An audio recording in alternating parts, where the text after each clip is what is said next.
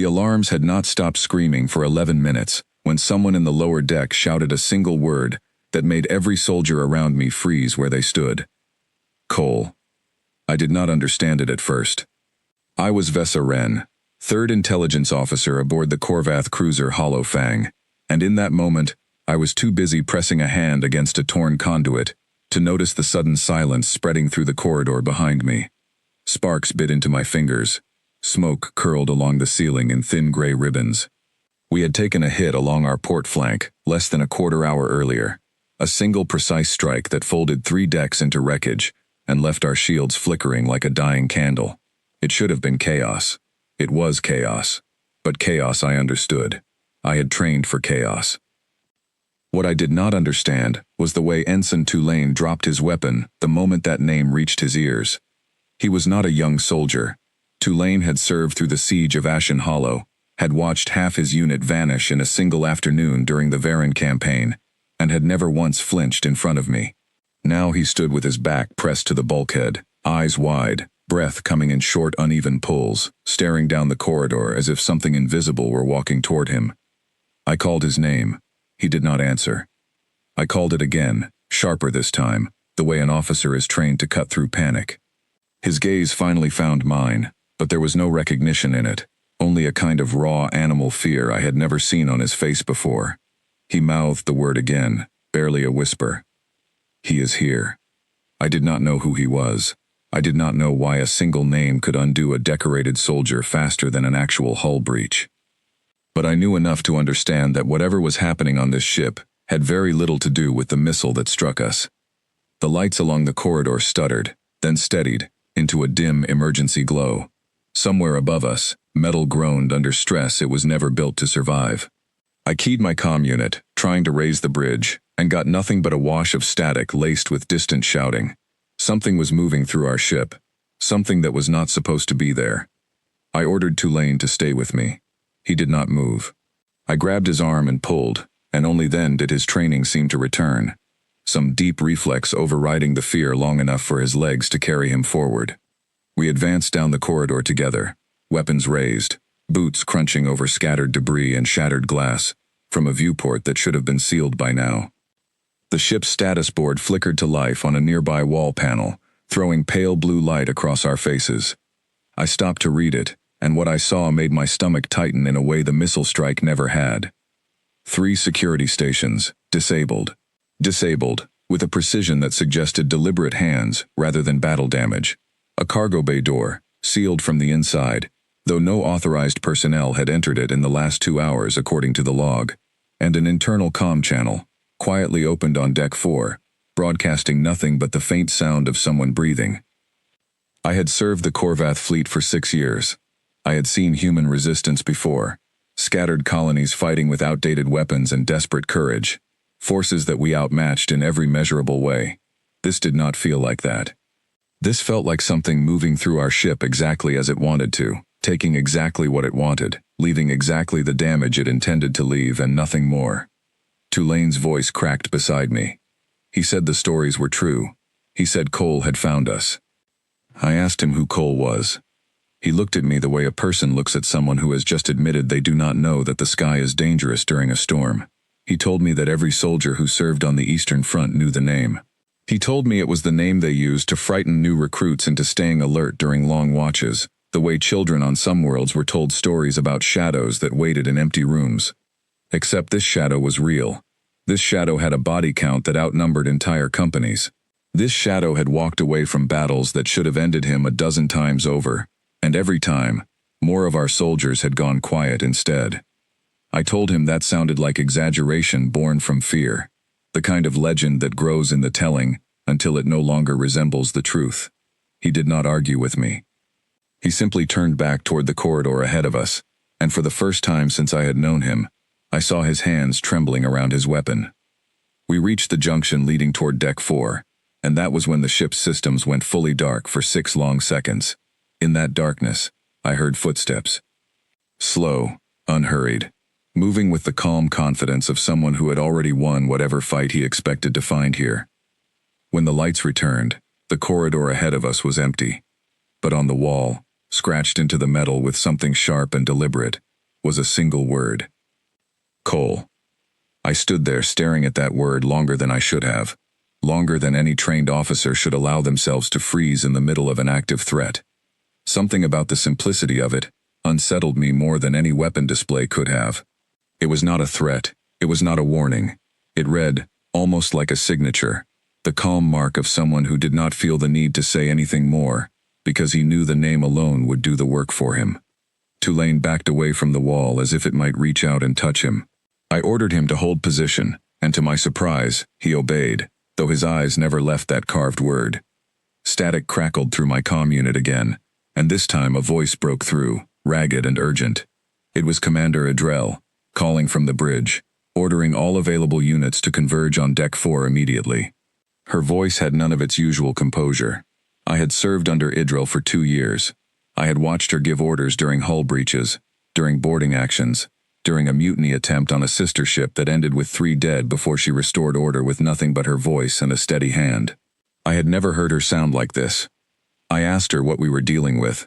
There was a long pause before she answered, long enough that I thought the channel had dropped. Then she said the word again, quieter this time, almost as if she did not want to give it power by speaking it too loudly. Cole. I told her I did not understand why one name carried this much weight. She was silent for another moment, and when she spoke again, her voice had steadied into something colder, something that sounded almost like resignation.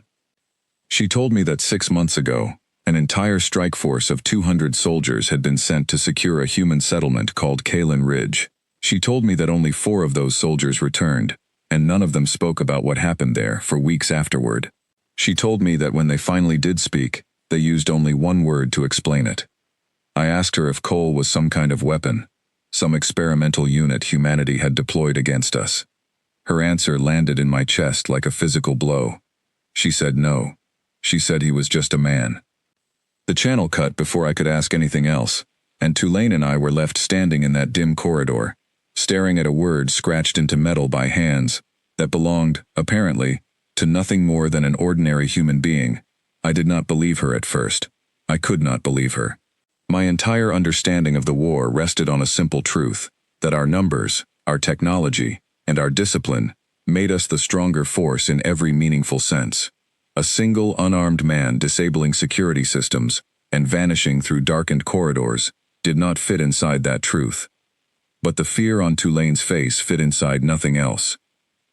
I raised my weapon and moved forward, toward Deck 4, toward whatever was waiting for us, and for the first time since the missile struck our hull, I understood that the true danger on this ship might not be the damage already done, but the name still echoing through every frightened voice around me. Deck 4 was quiet in a way that felt deliberate, the kind of quiet that comes after someone has already moved through a space and taken everything they needed from it. Tulane and I found the security station first, its main terminal dark, its access panel opened with careful precision rather than forced. Whoever had been here had not smashed his way through. He had simply known exactly how the system worked, and had taken it apart piece by piece, disabling only what he needed to disable, and leaving the rest untouched. I knelt beside the panel and studied the wiring. My training in Corvath engineering told me this kind of work required specialized knowledge, the sort taught only to technical officers who had spent years learning our systems from the inside. A human raised on entirely different technology should not have known where to begin. Yet here was proof that he had not only known where to begin, but had finished the task in what must have been under 2 minutes, judging by the timestamp on the last recorded system log before it went dark. Tulane crouched beside me, his voice low. He told me this matched everything he had heard about Kalen Ridge. He said the survivors described the same thing, systems failing one by one, in ways that made no sense until much later, when someone realized every failure had been chosen rather than accidental. He said the 4 who returned had nightmares about silence, not violence. He said that was the part nobody expected, that the fear did not come from what he did, but from how quietly and calmly he did it. I wanted to dismiss this as superstition passed between frightened soldiers, the kind of story that grows heavier with every retelling, until it no longer resembles the original event. But the evidence in front of me refused to let me dismiss it so easily. I had seen human resistance fighters before, desperate and improvising with limited resources, relying on numbers or surprise to compensate for what they lacked in strength. This was different. This showed patience. This showed someone who understood our ship better than some of our own engineers did, who moved through it like a man walking through his own home rather than enemy territory. We continued deeper into Deck 4, following a trail of small disruptions, a jammed door here, a disabled camera there, each one placed with the same careful economy. Nothing was destroyed for the sake of destruction. Everything served a purpose, guiding us, whether he intended it or not, toward wherever he wanted us to end up. Commander Idrel's voice returned over the comm, steadier now, though I could still hear tension threading through every word. She ordered additional units to seal off Deck 4 from both ends, cutting off any possible escape route. I told her we had found evidence of his presence, but no visual confirmation. She told me that visual confirmation had never been the problem with Cole. The problem, she said, was that by the time anyone saw him clearly, it was usually too late to matter. I asked her directly what happened at Kalin Ridge. She hesitated before answering, and in that hesitation, I heard something I had never associated with her before, something close to shame. She told me that the settlement had been small, barely 300 human colonists, most of them farmers and technicians with no military training. Our strike force had been sent to secure the region ahead of a larger offensive, expecting minimal resistance given the settlement's size and lack of defenses. She said the first 2 days went exactly as planned. Then, on the third day, their forward scouts stopped reporting in. She said it started with equipment failures, small and easily explained at first. A supply truck would not start. A communications relay lost power for no clear reason. Soldiers assumed poor maintenance or environmental interference. By the time they understood these were not accidents, several key systems across their entire operation had already been compromised. She said the soldiers began disappearing next, not killed in open combat, but simply gone, vanishing during routine patrols and turning up later, unharmed but disarmed, tied and left in places that made no tactical sense, unless the goal was to demonstrate control rather than cause casualties. She said this happened again and again over the following days, each incident more unsettling than the last, until the soldiers stopped trusting their own patrol routes, stopped trusting the darkness, stopped trusting each other. I asked her how many soldiers were actually lost during the operation, expecting a number that would explain the fear surrounding this name. Her answer surprised me more than anything else she had said. She told me that in the first 2 weeks, only 6 soldiers had been confirmed dead. 6 out of 200. The casualty count did not match the terror at all, and that mismatch was exactly what made it so unsettling. This was not a story about overwhelming force. It was a story about one man convincing an entire strike force that they were never safe, anywhere, at any moment, without needing to harm most of them at all. I found this harder to accept than a simple body count would have been. A weapon I could understand. A soldier with unusual skill I could understand. But a man who achieved this level of psychological unraveling, through patience and precision, rather than raw destruction, did not fit the shape of any enemy I had studied. Tulane and I reached a sealed door at the end of the corridor, its control panel glowing with an unfamiliar override sequence. I ran a scan, and found that the door had been locked from the inside using our own security codes, codes that should have been inaccessible to anyone outside our command structure. I asked Tulane how a human could possibly have obtained our internal access codes. He told me the same question had been asked after Kalin Ridge, and that nobody had ever found a satisfying answer. Some believed he had simply watched and listened long enough to learn patterns in our communication that most soldiers never noticed themselves. Others believed something else entirely, something closer to instinct than analysis, an ability to read a system's weaknesses, the way some predators read the weaknesses of their prey. I did not believe in instinct as an explanation. I believed in preparation, and the evidence in front of me suggested exactly that. Someone who had studied us carefully, perhaps over a long period, learning our systems, our habits, our blind spots, long before this particular encounter ever began. We forced the door open manually, bracing against its weight, and stepped into a maintenance bay, lit only by the dim glow of emergency lighting strips along the floor. The room was empty, but not undisturbed. Tools were arranged along one wall with methodical care. A ration pack sat open on a crate, half consumed, as if whoever had been eating it had simply set it down and walked away without urgency. This did not look like the hiding place of a desperate fugitive. It looked like a temporary base of operations, established with the same quiet confidence as everything else we had seen. I approached the crate and examined the ration pack. It bore no markings I recognized immediately, though something about its design felt familiar in a way I could not place. Tulane crouched beside a second crate nearby and pulled back a covering cloth, revealing a small collection of tools, wiring components, and what appeared to be a hand-drawn diagram of our ship's internal layout, annotated in a language I did not recognize but could infer the meaning of through the symbols marking security stations, power conduits, and structural weak points. This was not the work of someone acting on impulse. This was the work of someone who had planned this encounter, perhaps for longer than we had even been aware of his presence aboard our vessel. Idril's voice returned over the comm, informing us that scans throughout the ship had detected no additional life signs beyond our own crew, which should have been reassuring, but instead deepened the unease settling over me. If he was aboard, and the evidence strongly suggested he was, then either our scanning systems had also been compromised, or he possessed some means of avoiding detection that our technology could not account for. I asked Idril what our orders were now. She told me containment first, capture if possible, and if capture proved impossible, then whatever force was necessary to end the threat before it could cause further damage to the ship or crew. Her voice carried no confidence when she gave that final instruction, and I understood why. 6 soldiers dead out of 200 during an entire extended operation at Kalen Ridge did not suggest a man eager to cause casualties. It suggested a man who preferred to win without needing to. That uncertainty troubled me more than open aggression would have.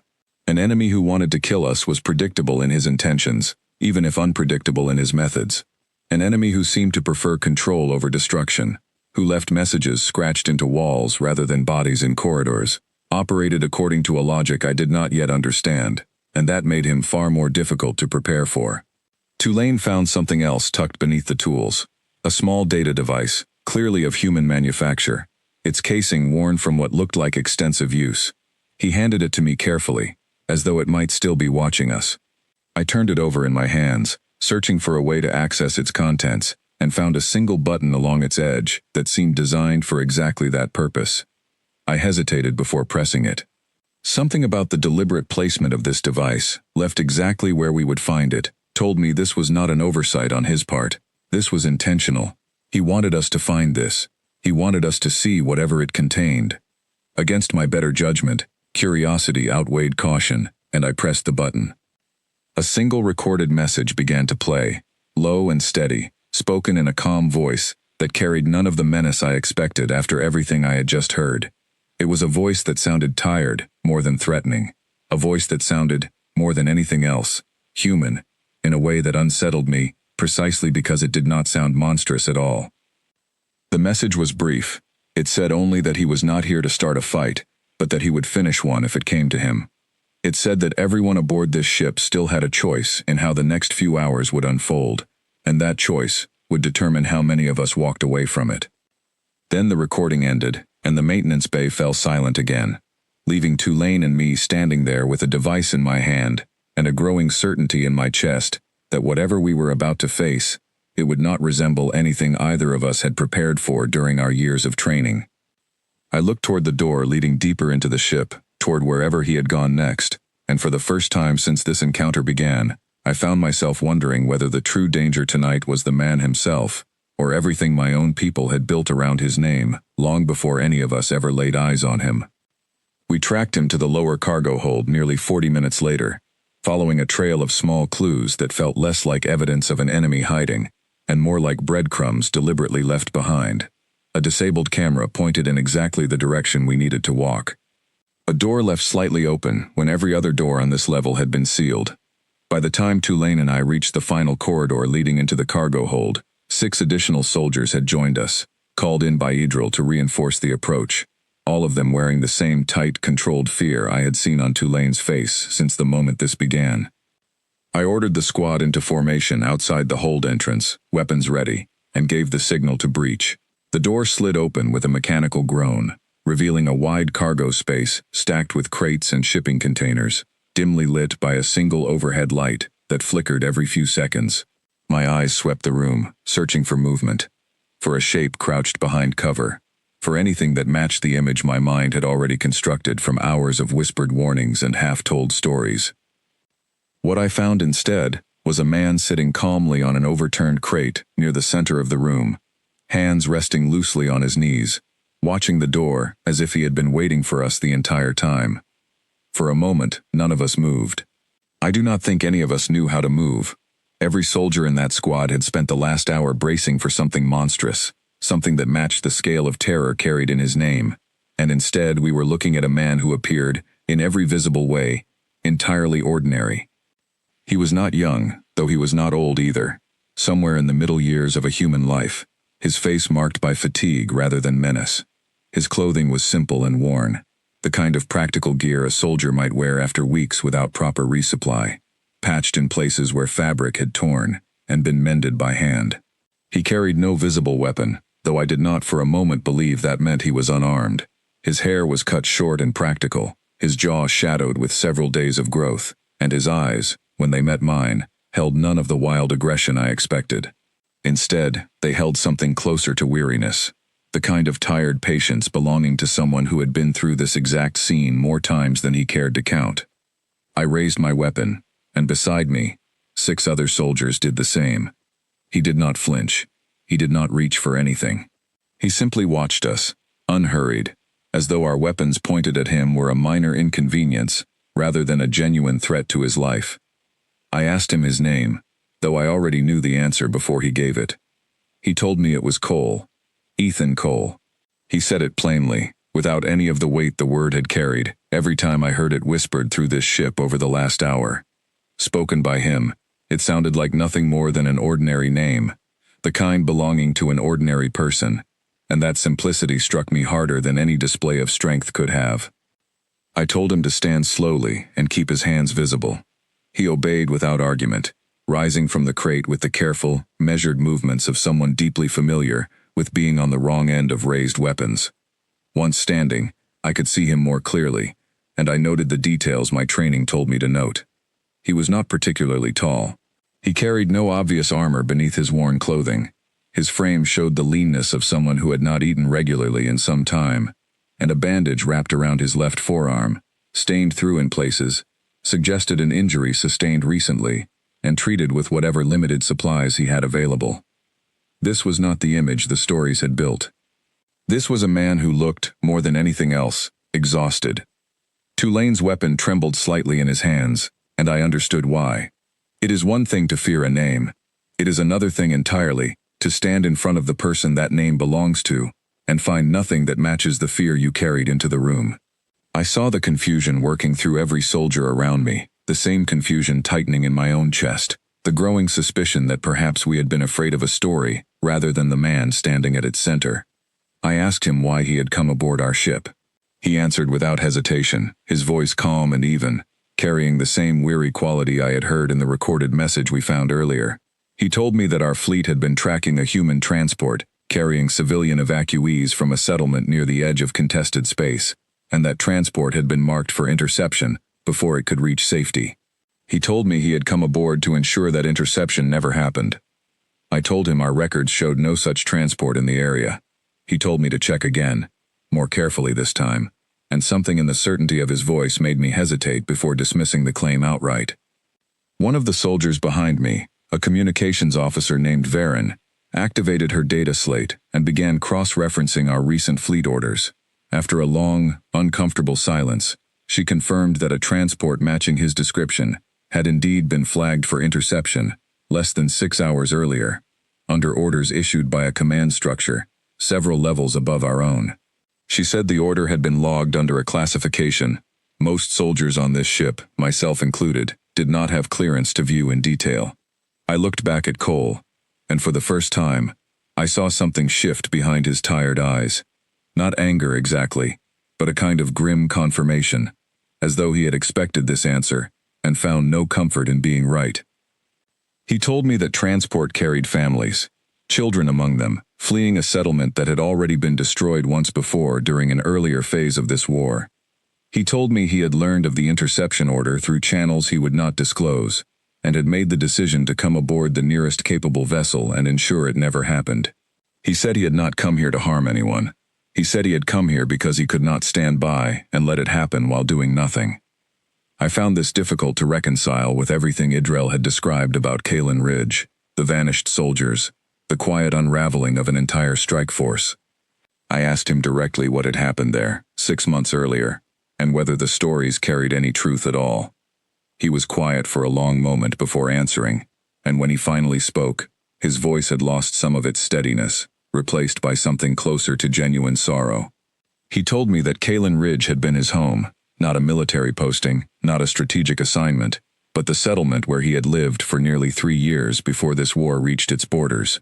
He told me the people there had been farmers, engineers, teachers, ordinary people, building an ordinary life on a world far from any battlefield, until our forces arrived with orders to secure the region ahead of a larger offensive that would have displaced or destroyed everyone living there. He told me he had tried, in the earliest days, to negotiate, to find some way to convince our commanding officers that the settlement posed no threat and deserved to be left alone. He told me those attempts had been ignored entirely, and that when the operation began in earnest, he had made a choice he did not take lightly. I asked him what choice that was. He told me that rather than watch his neighbors and friends be removed from their homes, or worse, he had chosen to make our occupation of that settlement so difficult, so exhausting, so uncertain, that continuing it would cost more than it was worth. He said his goal from the very beginning had never been to kill as many of us as possible. His goal had been to make us leave. I thought of the numbers Idrel had given me, 6 confirmed deaths across an entire extended operation, disproportionately small against the fear that operation had generated throughout our fleet. I understood now why that mismatch existed. He had never been trying to win through destruction. He had been trying to win through exhaustion, through uncertainty, through making an occupying force question whether the cost of staying was worth whatever they hoped to gain. He told me it had worked, eventually. He told me our forces withdrew from Kalen Ridge 11 weeks after the operation began, having achieved none of their original objectives, having lost far more in morale and confidence than they ever lost in actual soldiers. He told me the settlement survived, for a while, until a different operation months later finished what the first one had failed to complete, and by then he had already moved on, unable to save the place that had become his home, but unwilling to stop trying to save others in similar circumstances. I studied his face as he spoke, searching for the deception my training told me to expect, the manipulation of an enemy skilled enough to weaponize even his own history. I found none of it. I found instead a tiredness that ran deeper than physical exhaustion, the tiredness of someone who had spent months, perhaps years, fighting a war he never wanted, using methods born not from cruelty, but from necessity and desperation. Idrel's voice broke through the silence over the comm, demanding a status report. I hesitated before answering, uncertain how to explain what was unfolding in this cargo hold, uncertain how to reconcile the monster described in whispered warnings, with the tired, injured man standing calmly in front of 6 raised weapons, offering explanations instead of resistance. Before I could respond, Cole spoke again, addressing the room rather than me specifically. He told us that the transport carrying those evacuee families would reach safe territory within the next 2 hours if left uninterrupted, and that once it did, he would surrender himself without resistance to whatever consequences we chose to impose. He said he was not asking us to trust him. He was asking us to verify his claim independently, through our own systems, before deciding what came next. Varen, still working at her data slate, confirmed a moment later that the transport's current trajectory matched exactly what he had described. She looked up at me, uncertainty plain across her face, the same uncertainty I felt settling into my own chest. I lowered my weapon slightly, not out of trust, but out of a growing need to understand, rather than simply react. Around me, the other soldiers remained tense, their weapons still raised, but nobody moved to act against him, as though the entire squad was waiting for some signal, some clarity, that none of us yet possessed. I asked him why he had left that recorded message for us to find, why he had wanted us to hear his intentions before we ever laid eyes on him. He told me it was because names carry weight long after the truth behind them fades, and he did not want more soldiers to die based on a story that had grown larger and more monstrous than the reality it came from. He told me he had seen enough fear turn into unnecessary violence on both sides of this war, and he was tired of being the reason for it. Something in that answer settled uneasily in my chest, a recognition that the version of him whispered through frightened voices across our fleet bore only a distant resemblance to the man actually standing in front of me. The stories had built a monster out of 6 deaths and 11 weeks of frustrated occupation. The reality was a man who had lost his home, who had chosen restraint over destruction, even when restraint cost him more than it should have, and who now stood exhausted and injured, asking us to verify a claim rather than simply forcing us to believe it. I looked around at my squad, at Tulane's slowly steadying breath, at Varen's uncertain expression, at the collective hesitation spreading through every soldier who had come into this room, prepared to face something far different from what we found. And I understood, with a clarity that unsettled me more than any weapon could have, that the true danger tonight had never been the man in front of us. It had been the story we told ourselves about him, long before any of us had the chance to see the truth for ourselves. Idrel arrived in the cargo hold 12 minutes later, flanked by 2 additional officers, her expression carefully composed in a way that told me she had spent every one of those minutes preparing herself for whatever she might find. When she saw Cole standing calmly near the center of the room, surrounded by soldiers who had lowered their weapons without ever being ordered to, I watched the same disbelief I had felt earlier pass across her face. She approached slowly, studying him the way I imagined she once studied battle reports from Kalen Ridge, searching for something that explained the scale of fear his name had generated throughout our fleet. I could see her struggling with the same question that had occupied my own thoughts for the last half hour. How does a story grow so far beyond the person it describes? She asked him directly whether the reports from Kalen Ridge were accurate. He told her the same thing he had told me, that the casualty numbers were accurate, but the interpretation of them was not. He said our soldiers had not been defeated by superior strength or hidden weapons. They had been defeated by uncertainty, by an enemy who understood that an occupying force loses its will to stay long before it loses its ability to fight. Idrel asked him how he had learned to fight this way, whether some previous training had prepared him for tactics so far removed from conventional warfare. He was quiet for a moment before answering, and when he did, his voice carried none of the confidence I expected from someone who had, according to every account, outlasted an entire strike force. He told her he had no formal military background before this war began. He had been a maintenance technician, responsible for keeping the settlement's water systems and power grid functioning, work that required patience, careful observation, and the ability to solve problems with whatever limited resources were available. He said that when our forces arrived, and the fighting began, those same skills became the only tools he had to protect the people around him. I found this explanation harder to accept than almost anything else he had told us. A war fought and nearly won, not through weapons or training, but through the patient, methodical mindset of someone accustomed to fixing broken systems with limited resources. Yet the more he spoke, the more sense it made. He had not defeated our soldiers through strength. He had studied our systems the way he once studied failing water pumps and unstable power grids, searching for weaknesses, understanding how each piece connected to the next, and applying pressure exactly where it would cause the most disruption with the least direct confrontation. Idril asked him about the 6 soldiers who had died during the operation, whether their deaths had been intentional or accidental. His expression changed then, the weariness in his face deepening into something closer to genuine grief. He told her that none of those deaths had been planned, that each one had occurred during moments when soldiers pursuing him had encountered dangers of their own making, unstable terrain, malfunctioning equipment already damaged by the ongoing conflict, circumstances he had never intended to become lethal. He said he had spent months afterward carrying the weight of those 6 deaths, even though they were never the outcome he sought. I studied him carefully as he spoke, searching once more for the deception my training told me to expect from an enemy skilled enough to manipulate sympathy in his favor. I found instead the same tired honesty that had marked every answer he had given since the moment we found him. This was not a man boasting about victories. This was a man recounting a period of his life he clearly wished had never been necessary at all. Varen, who had remained near her data slate throughout this exchange, spoke up quietly, informing us that the evacuee transport had just entered safe territory, confirmed through an independent tracking channel she had accessed without authorization from her usual clearance level. The families aboard that transport were, for now, beyond the reach of any interception order. Cole's shoulders lowered slightly at this news. a visible release of tension that had clearly been building throughout our entire conversation. It was the first genuinely human moment I had witnessed from him since this encounter began, a relief so plain and unguarded that it left no room for doubt about his sincerity.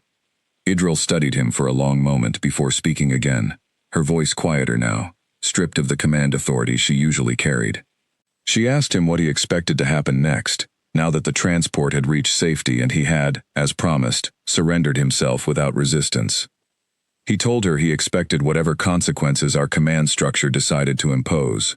He said he had known this outcome was possible from the moment he chose to come aboard, and he had accepted it before ever setting foot on this ship. He said his only condition, if we were willing to grant it, was that the evacuee families remain undisturbed, their location and identities kept out of any further military action related to this incident. I watched Idril wrestle with this request, her expression cycling through calculations I could not fully follow, weighing military protocol against something else entirely, something that looked, unexpectedly, like respect. She finally asked him a question that had been sitting unspoken in the room since the moment we found him. She asked him why he had not simply hidden after ensuring the transport's safety, why he had chosen instead to reveal himself to an entire squad of armed soldiers, knowing the risk that decision carried. His answer, when it came, was the quietest thing he had said throughout the entire encounter. He told her he was tired of being a story. He told her that every time his name spread through another unit, another company, another fleet, it grew larger and more monstrous, until soldiers who had never even encountered him directly were making decisions based on fear of a legend rather than the reality of a person. He said that fear led to mistakes on both sides, soldiers acting recklessly out of panic, commanders authorizing operations based on exaggerated threat assessments, and he had grown weary of the damage that fear caused to people who had never done anything to deserve it. He said he wanted, at least once, for the people who feared his name, to see the truth standing in front of them instead. The cargo hold fell silent after that, every soldier present absorbing the weight of what he had just admitted. I thought of Tulane's trembling hands when he first heard the name whispered through our corridor, of the 6 confirmed deaths that had somehow grown into a legend capable of unraveling an entire strike force's confidence, of the vast distance between the monster we had all prepared to face and the exhausted, injured man now standing quietly among us, asking for nothing more than the safety of a handful of families and an end to a reputation he had never wanted in the first place. I found myself understanding, for the first time, that the true weapon here had never been Cole himself. It had been the story that grew around him, spreading faster and further than any single person could control, feeding on fear until it became something far more dangerous than the reality it claimed to describe. He had not built that story. He had simply survived long enough for others to build it around him, and now he carried its weight the way a person carries an injury they did not choose to receive. Idril finally spoke again, her voice carrying a new kind of caution, one that suggested she too had begun to see this situation differently than the orders she had originally received prepared her to see it. She told him that any final decision regarding his fate would need to come from command levels far above her own authority, but that she would ensure his request regarding the evacuee families was documented and forwarded accurately, without the exaggeration that had followed him through every previous encounter. He thanked her, quietly and genuinely, and in that small exchange I saw something shift in the room, a fragile understanding beginning to form between people who, until an hour ago, had been prepared to see each other as nothing more than enemy and target. I looked around at my squad once more, at soldiers who had entered this cargo hold gripped by fear, built on stories rather than truth, now standing quietly, weapons lowered, watching a tired man accept whatever consequences awaited him, with a calm dignity that none of us had expected to find. And I understood that whatever happened next, none of us would carry his name the same way again. The fear had not vanished entirely, but it had changed shape, transforming from something formless and monstrous into something far more complicated. The uneasy respect a person feels when a story they believed without question turns out to conceal a truth far more human and far more difficult to simply dismiss than the legend ever allowed. Command's response arrived faster than any of us expected, and it arrived in a form none of us wanted. Idril received the transmission alone, in a side room adjacent to the cargo hold, and when she returned, her face had lost the fragile openness it carried only minutes earlier. In its place was the rigid composure of someone forced back into a role she no longer felt certain she believed in. She informed us that a senior fleet officer, someone whose authority sat several ranks above her own, had already been briefed on Cole's presence aboard the Hollow Fang, and that officer had issued a direct order. Cole was to be terminated immediately, not questioned, not transferred for further evaluation, not held pending review. The order made no mention of the evacuee transport, no mention of Kalen Ridge, no mention of anything that had unfolded in this cargo hold over the last hour. It simply demanded a result, delivered with the cold efficiency of someone who saw only a name on a threat assessment, rather than a person standing quietly in front of 6 soldiers who had already lowered their weapons. I watched Idrel's hand tighten around the data slate, carrying that order. Her knuckles pale, her jaw set in a way that told me she was fighting something internal, far more difficult than any external threat we had faced tonight. Cole did not react with surprise when she relayed the order to the room. If anything, his expression settled into something resembling quiet acceptance, the look of a man who had expected this outcome from the very beginning, and had simply hoped, without much confidence, that it might turn out differently. I found myself stepping forward before I had fully decided to speak, my voice carrying a firmness that surprised even me. I told Idril that the order made no sense given everything we had just confirmed independently through our own systems, the verified transport location, the documented history behind Kalen Ridge, the complete absence of hostile intent in every action Cole had taken since boarding this ship. I told her that following an order built on outdated fear, rather than current fact, was not discipline. It was simply fear, given a different uniform. Idril turned to look at me, and for a long moment neither of us spoke. I could see the conflict working behind her eyes, years of trained obedience pulling against something newer, something that had only begun to take shape in the last hour, born from watching a legend collapse into a tired, injured man, asking for nothing more than the safety of a few families he had never even met before this war began. Tulane spoke next, his voice steadier than it had been since this entire encounter started. He told Idril that he had spent months afraid of a name, and that fear had shaped every decision he made regarding the Eastern Front, every extra precaution, every sleepless watch, every moment of hesitation that could have cost him his life in a genuine crisis. He said standing here now, seeing the truth for himself, made him question how many other decisions across our entire fleet had been shaped by fear of a story, rather than any real understanding of the person behind it.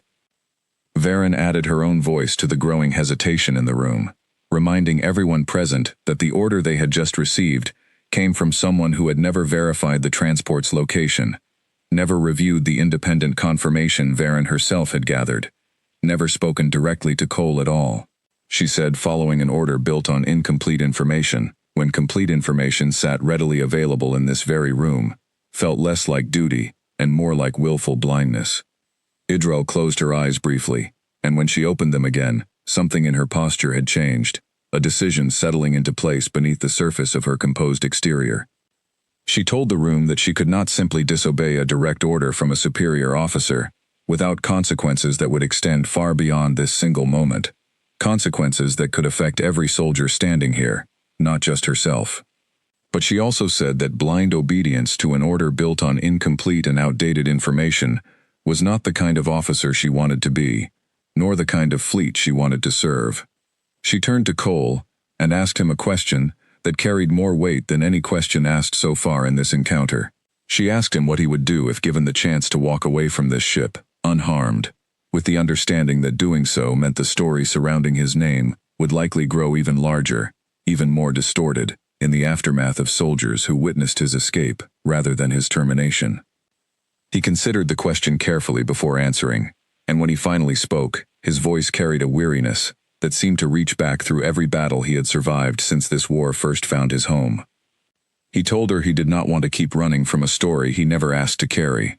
He told her he was tired of being a legend whispered through frightened corridors, tired of watching that fear cause harm to soldiers on both sides who deserved better than decisions made in panic. He said if there was a way to end this cycle honestly, even if it meant accepting whatever consequences came with defying a direct order, he would rather that than continue existing as a myth that grew more dangerous with every retelling. I found myself moved by the simplicity of his answer, The same quiet honesty that had marked everything he told us since the moment we found him standing calmly among the crates of this cargo hold. He was not asking to be spared out of self-interest. He was asking for the truth to finally matter more than the fear built around it. Idril made her decision then, and I watched her make it with the same steady resolve she once used to end a mutiny with nothing but her voice and a calm hand. She told the room that she intended to file a formal report documenting everything confirmed tonight, the transport's verified safety, the accurate history behind Kalen Ridge, the complete lack of hostile action taken by Cole since his presence aboard this vessel was first discovered. She said she would submit that report through proper channels, with full documentation, and request an official review before any termination order could be lawfully carried out. She told Cole that this process would take time, likely more time than he had before whoever issued that original order grew impatient enough to send additional forces to finish what this squad had been ordered to do. She said she could not guarantee his safety beyond the walls of this cargo hold, but she could ensure that whatever happened next would happen with the truth on record, rather than buried beneath a legend that had never accurately represented him in the first place. Cole thanked her quietly, and something in his expression suggested this outcome, uncertain as it was, mattered more to him than a guarantee of safety ever could have. He had not come aboard this ship seeking to save his own life.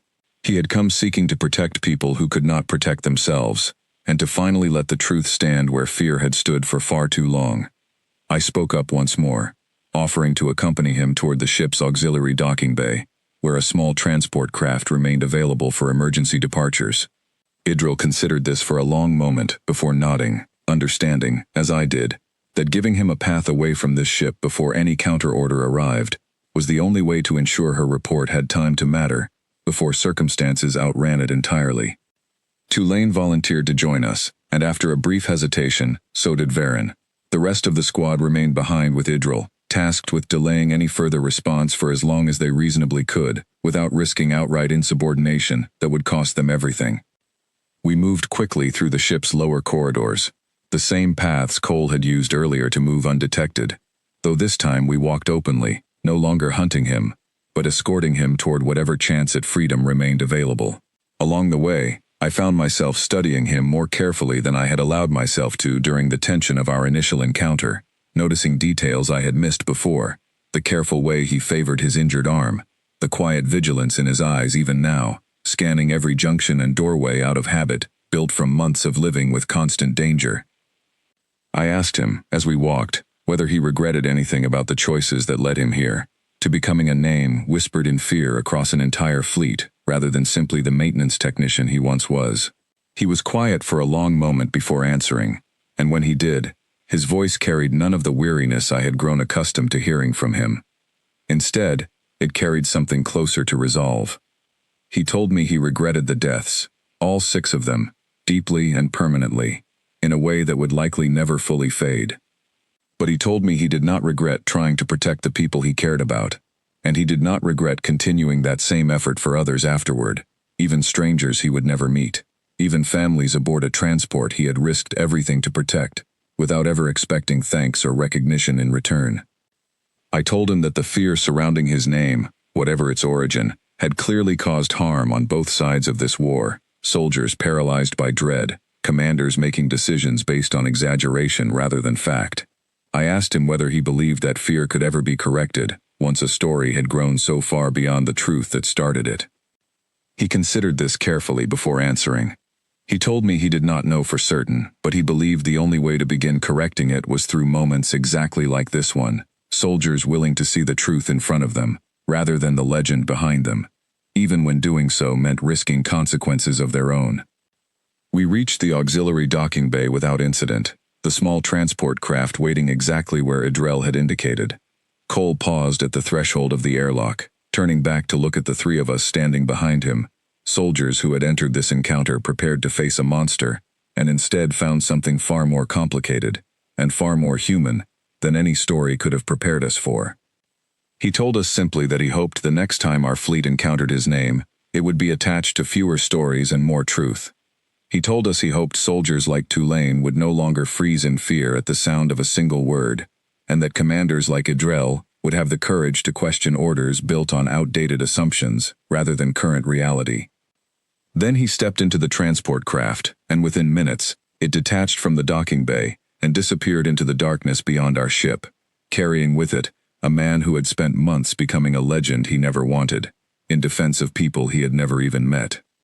I stood at the docking bay window long after the transport vanished from sight, thinking about the 11 minutes of screaming alarms that had begun this entire encounter, about Tulane's trembling hands, and the word carved carefully into a wall, about 6 confirmed deaths that had somehow grown into a fear capable of unraveling an entire strike force's confidence. I thought about how easily a story, once given enough fear to feed on, could grow into something almost unrecognizable from the truth that first created it. They had whispered his name in dread throughout every corridor of this ship, a name that carried the weight of destroyed strike forces and impossible odds, a name meant to freeze soldiers in place long before any actual danger arrived. And in the end, standing before us in a quiet cargo hold, exhausted and injured, and asking for nothing more than the safety of a few families he had never met, was simply a man, an ordinary man, shaped by extraordinary circumstances into something far larger than himself, carrying a name that had grown heavier with every telling, until it very nearly buried the truth of who he actually was. I understood, finally, standing alone at that docking bay window, why Idrel's voice had carried such quiet resignation when she first spoke his name over the comm hours earlier. It was not fear of his strength that haunted her. It was fear of what happens when a story grows large enough to replace the truth entirely, until nobody remembers to ask whether the legend they feared had ever matched the person it described in the first place. The alarms had long since fallen silent throughout the ship, and in their place settled a different kind of quiet, the kind that follows a truth finally allowed to speak louder than the fear that tried to bury it.